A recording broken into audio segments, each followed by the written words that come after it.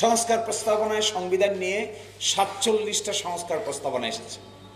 তার মধ্যে ৩০টাতে একমত হয়েছে সবাই, ১৭টাতে একমত হয় নাই, পক্ষে বিপক্ষে মতামত দিয়েছে। এই ১৭টার মধ্যে মেজর কয়েকটা আছে। একটা হলো যে ব্যক্তি দলের প্রধান হবেন সেই ব্যক্তি প্রাইম মিনিস্টার হতে পারবেন না।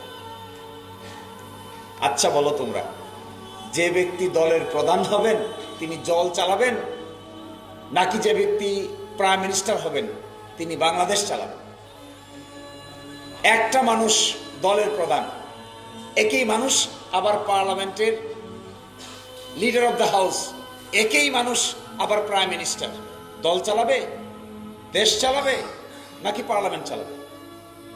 একটা মানুষের কি সুপারসনিক গতি থাকে?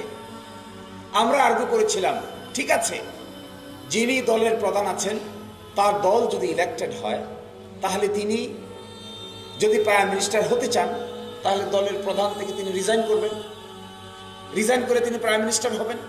প্রাইম মিনিস্টারগিরি তো না শেষ হয়ে যাবে, আবার তিনি দলের প্রধান হিসেবে ফিরে যেতে চাইলে ফিরে যাবেন। কিন্তু দলের পজিশনে হোল্ড করতে চান, আবার প্রাইম মিনিস্টারের পজিশনে হোল্ড করতে চান। আমি মনে করি এইটাই ডিকটেটর হওয়ার জন্য আরেকটা নতুন রাস্তা ওপেন করছে।